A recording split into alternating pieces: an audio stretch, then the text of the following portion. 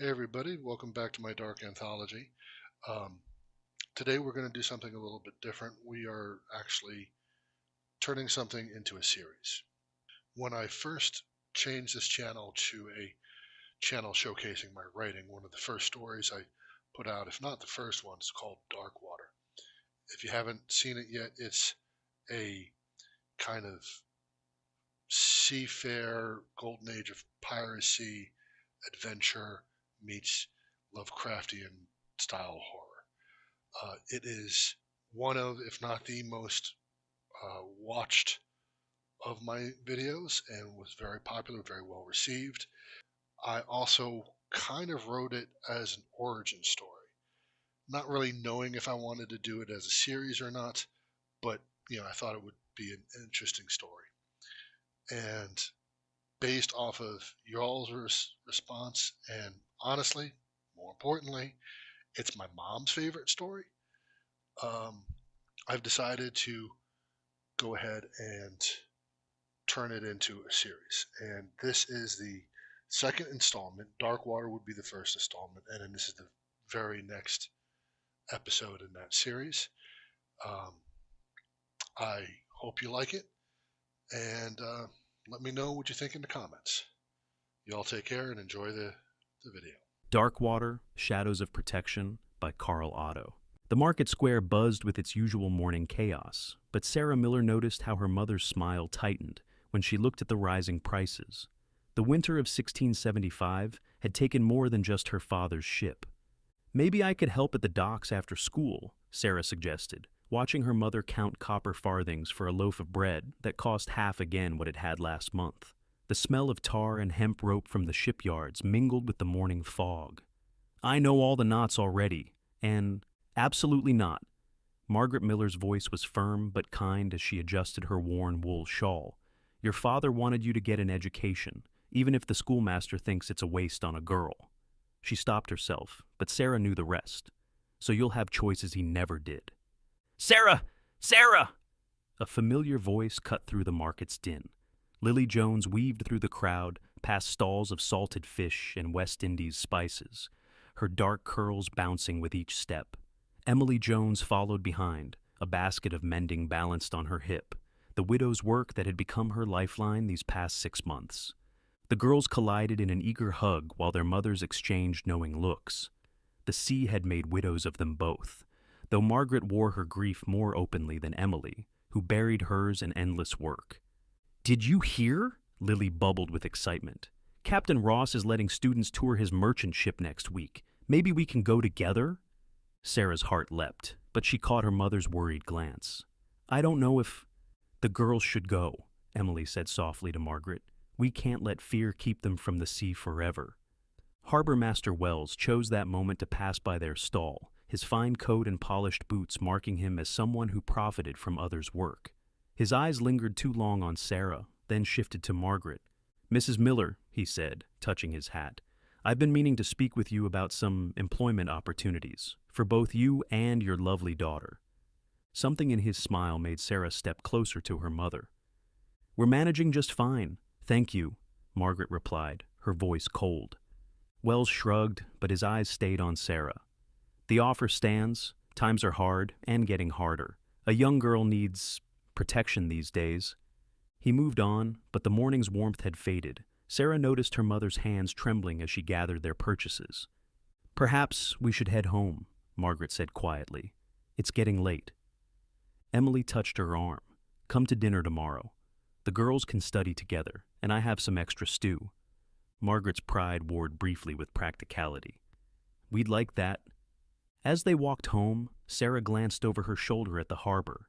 The ship's masts swayed against the gray sky like skeleton fingers, and for the first time in her life, the sea felt more threatening than welcoming. She didn't notice the shadow that passed overhead, or the way the puddles briefly darkened as they walked past. But something was watching, and it had seen Harbor Master Wells smile. 3 days later, Sarah's chair sat empty in class. Lily kept glancing at the vacant seat, a knot growing in her stomach. Sarah had been excited about their history test. She never missed school. By sunset, the whole neighborhood knew. Margaret Miller's screams had echoed down Cable Street when she found Sarah's room empty, The window opened despite the chill. On her desk lay her half-finished essay about famous naval expeditions, the ink still fresh. "She wouldn't run away," Margaret insisted to the constable, her voice raw. "Not without telling me, not with—" She held up Sarah's most prized possession, her father's brass compass, still sitting on her nightstand. She'd never leave this behind. The constable made non-committal notes, his eyes already distant. Another missing child from the poor side of town. Perhaps she went looking for work at the docks, like you mentioned she wanted. "She promised me she wouldn't," Margaret's voice cracked. "She promised." Emily held Lily close as they watched from their doorway. Other neighbors gathered in small clusters, whispers spreading like ripples in a pond. Sarah wasn't the first child to vanish from the harbor district in recent months, but she was the first from their street. That night, Lily couldn't sleep.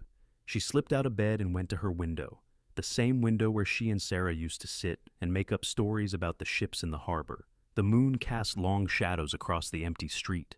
Movement caught her eye, a figure standing impossibly still in the darkness. For a moment, it seemed to be looking right at her. Then it moved, and Lily gasped. The stranger's cloak didn't flutter in the wind. It rippled like water, leaving trails of darkness in the air. The figure turned toward Margaret Miller's house, and Lily saw its eyes, black as the depths of the ocean, filled with darkness blacker than anything she had seen. As she watched, it moved toward Sarah's window, examining something on the ground that no one else had noticed. Lily blinked, and the figure was gone. But in its wake, she heard a sound that would haunt her dreams, like waves crashing in reverse, like the ocean itself drawing in a breath of anticipation. That same night, across the harbor district, other eyes watched the shadows with growing unease. In the Salty Dog Tavern, where sailors gathered to escape the growing storm, whispered conversations turned to the darkness that stalked their streets. The sailors at the Salty Dog huddled closer to their drinks as the night grew darker. Big Tom, his weathered face lined with decades at sea, lowered his voice as the newer deck hands gathered round. "Dark water, they call it now," he muttered, eyes darting to the shadows in the corners. "Started 6 months back, when an unknown sailor washed up on shore, or what was left of him." "What do you mean, what was left?" a young sailor asked. "They found him on the beach, cold as death but breathing, eyes black as the deep, skin like a drowned man's. He babbled about something in the dark water, an elder god called Drevar that offered him a choice: die with his crew or live on as something else, something that would be his servant from the shadows." "But that man died in the hospital, didn't he?" another sailor chimed in. Tom shook his head. "Aye, that's what they say. But ever since then, something's been stalking the waterfront. Captains found drowned in their locked cabins, sailors driven mad by visions of the deep. Always the same story, black water moving wrong, a figure in a cloak that ripples like waves. The way I hear it, everyone in this stories isn't missed. Fact, I reckon we are better off without," the young sail responded. "Aye, that's because it remembers being a sailor and a good man," Tom said softly.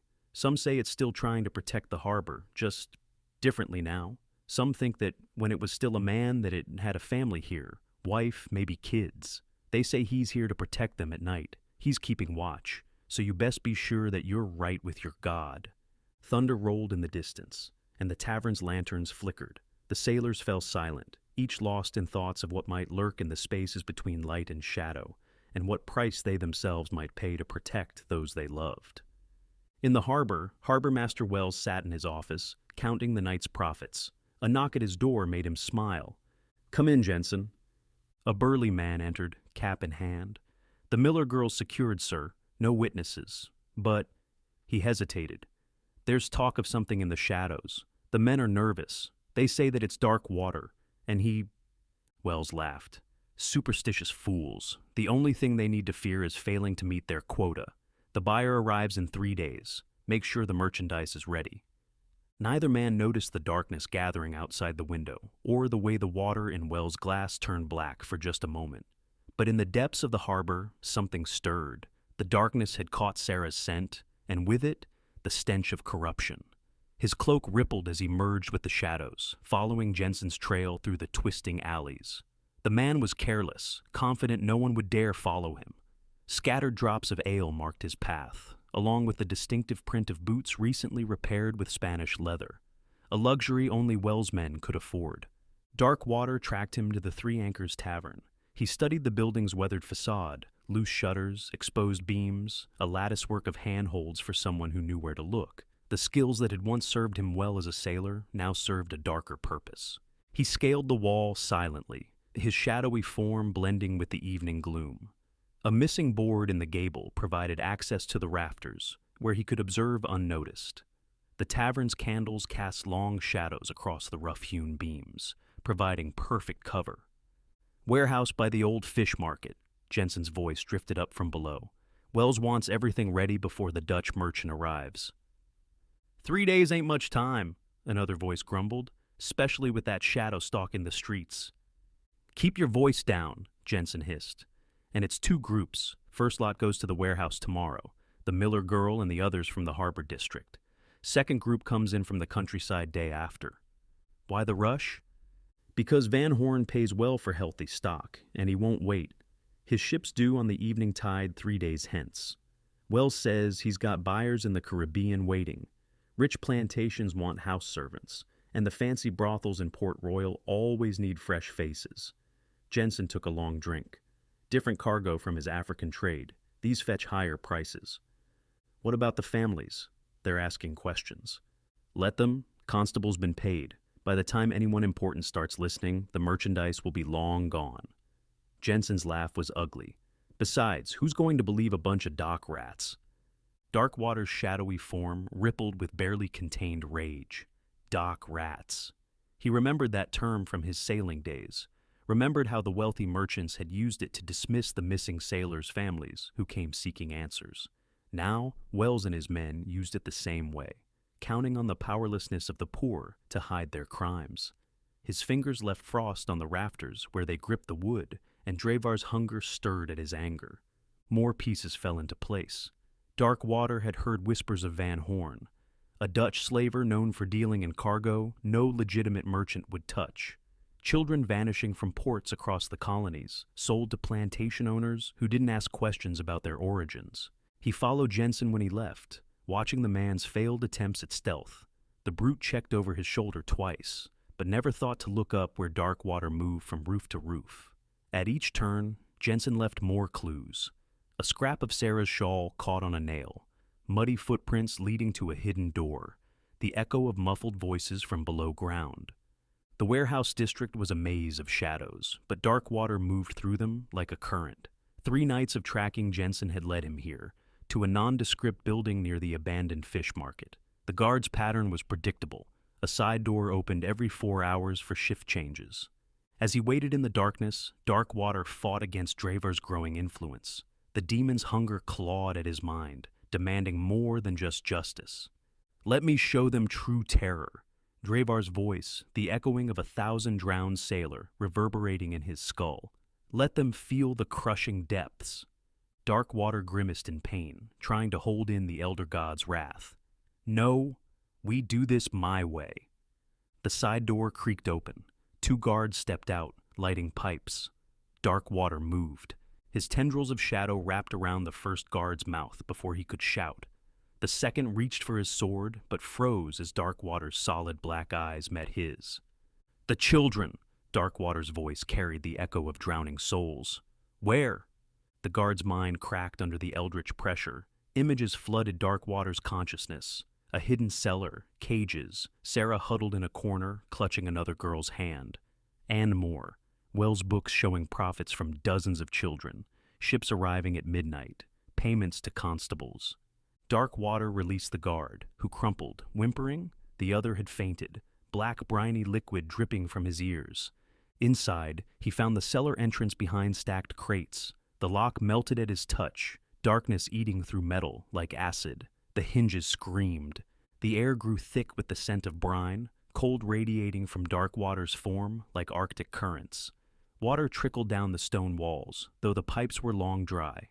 In the darkness, 8 pairs of frightened eyes watched him approach. "Sarah Miller," he called softly into the darkness. "I'm here to help." A small voice answered. Who are you?" "A friend of your father's," he said, the lie tasting bitter. Everyone's looking for you." As his eyes adjusted, he saw them, 8 children in crude cells. Sarah stood at the bars of her cage, showing the same courage her father had. Behind her, a small boy clutched her hand, while 2 sisters huddled together in the corner. The oldest, a girl about Sarah's age, pressed herself against the bars of the adjacent cell. "You're like the stories," Sarah whispered, "the shadow that protects the harbor. I've heard the sailors talk about you." The small boy whimpered. "Sarah?" His eyes. "It's okay, Billy." Sarah squeezed his hand. "He's here to help." Darkwater felt Dravar stir at their recognition. The demon enjoyed being feared, even as a force for good. "Stand back." The cell bars twisted under his touch, metal groaning like a ship in storm. Salt crystals formed where his fingers met iron, spreading like frost. One by one, he freed the children. The sisters clung to each other, but the older girl stood straighter, recognition dawning in her eyes. "You saved my uncle," she said quietly. "From the press gang last month. I saw you." Then a door slammed above. "Check the merchandise," Wells' voice. "Buyers coming early." Footsteps on the stairs. Dark water gathered the children behind him. The temperature plunged, their breath visible in the suddenly Arctic air. "Close your eyes," he told them. "Don't look until I say. Sarah, keep them together." Sarah nodded, gathering the younger ones close. Like in hide-and-seek, Billy, eyes squeezed shut, no peeking. Wells appeared in the doorway, flanked by Jensen and another thug. Their lantern light caught Darkwater's form, revealing his true horror. Seawater began seeping from the walls, running upward against gravity. "Dear gods," Wells stumbled back. "Shoot it! Shoot!" The children huddled together, eyes squeezed shut as horror unfolded around them. Billy buried his face in Sarah's dress, while the sisters recited prayers in whispered Portuguese. The older girl gripped Sarah's hand so tight it hurt. First came the screams, not just of Wells and his men, but the echoing cries of countless souls lost to the deep. Then wet, terrible sounds of impact as bodies hit walls. The air grew thick with the scent of brine and decay, as if the ocean itself had invaded the cellar. The temperature dropped until their teeth chattered, frost forming on their eyelashes. Sarah felt something brush past them, like kelp underwater, but warm, almost protective. The darkness itself seemed to curl around them, shielding them from the worst of the sounds. "Please, mercy?" Wells' voice quivered. "Like the mercy you showed these children?" Darkwater's voice carried the weight of fathoms. But underneath it, Dravar's influence grew stronger, a chorus of drowned voices demanding retribution. The children heard splashing, as if the cellar was filling with water. A gurgling scream cut short, the sound of something being dragged across stone. "Yes!" Dravar's voice echoed through Darkwater. "Let them feel the depths. Let them know true terror." Jensen's wild shooting filled the darkness with flashes of light. In those brief moments, the children caught glimpses of writhing shadows and faces frozen in horror, then darkness again, broken by the snap of bone and a final bubbling cry. The silence that followed was absolute. Water dripped somewhere in the darkness, each drop echoing like a funeral bell. "Keep your eyes closed," Darkwater said softly, his voice human again, though strained. "Hold hands and follow my voice. We're going up the stairs now." He guided them carefully, his tendrils gently steering them away from what remained of Wells and his men. The children formed a chain, hands clasped tight. Billy wouldn't let go of Sarah's dress, and the sisters whispered prayers of thanks between sobs of relief. The older girl spoke softly as they climbed. "The harbor protects its own." "Yes," Darkwater replied, something ancient and sad in his voice. "It does." "You can open your eyes now," he said once they were safely outside. "You are safe. Those men won't hurt you or anyone else again." Sarah opened her eyes to find herself and the other children in the alley behind the warehouse. The monster who had saved them was already fading into shadow, leaving only the lingering scent of the ocean's depths. "Wait," she called. "Thank you." Darkwater paused. For a moment, Sarah saw something familiar in those black eyes. A father's love, a protector's dedication. "Get home to your mother," he said. "She's waiting." Hours later, Darkwater watched from a rooftop as Sarah ran into Margaret's arms. Neighbors poured out of their homes, drawn by the commotion. He saw Emily and Lily among them, his heart aching as they joined the celebration. The broadsheet would tell of an anonymous tip, of Wells' arrest, of a trafficking ring exposed. No mention of shadows that moved like water, or a guardian who walked the line between light and darkness. Dravar's voice rumbled in his mind. The hunger grows. We need more.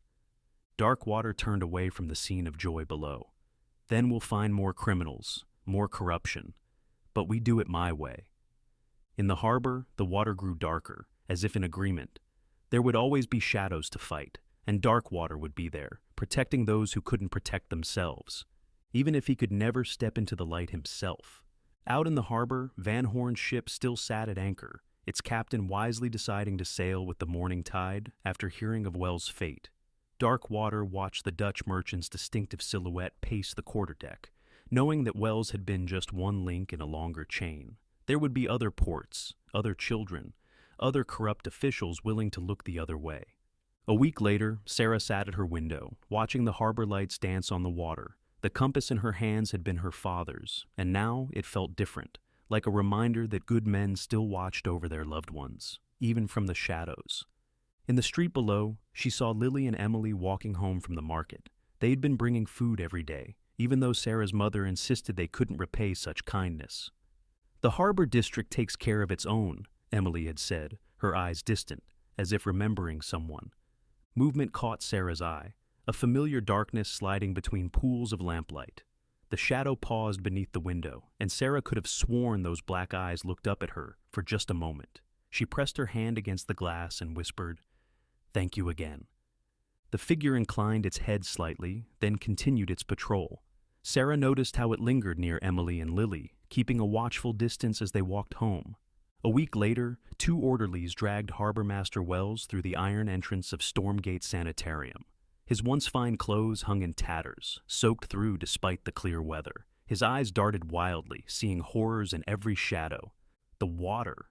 It moves wrong," he muttered, his once commanding voice reduced to a hoarse whisper. "Black eyes, showing me drowning, over and over. So many voices in the depths." The attending physician, Dr. Harrison, reviewed the commitment papers. "Interesting case. Found babbling in the harbor district, trying to drink salt water." "Yes, sir," the constable replied. "Claims he needs to feel the depths to keep the shadows away. Won't go near fresh water. Says it's not dark enough.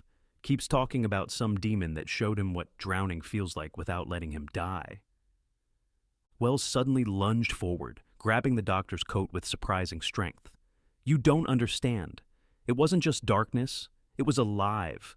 1,000 dead men screaming in my head, showing me their last moments. The cold, the pressure, the burning in my lungs." His eyes glazed over. "Sometimes I still feel the tentacles, dragging me down, down, down." "And this creature?" Dr. Harrison made a note in his ledger. "It punished you for trafficking children?" Wells began to laugh, a broken sound that ended in sobs. "The children? He made me feel their terror, their helplessness. But worse, he showed me what waits in the deep, the ancient things that hunger." He curled into himself, shivering violently. "Even now, I hear it whispering. Dravar, Dravar, Dravar." The orderlies exchanged glances as they led him away. His final screams echoed through the sanitarium's halls. "The water is wrong! It's all wrong! The darkness has eyes." In her room across town, Sarah heard the rumors about Wells's fate. Some said his mind had shattered from guilt. Others whispered about a supernatural vengeance. But only Sarah and the other children knew the truth, that sometimes justice wore a cloak of living shadows, and mercy meant averting your eyes from its work. That night, like every night since her rescue, she left a small bowl of seawater on her windowsill, not out of fear, but gratitude.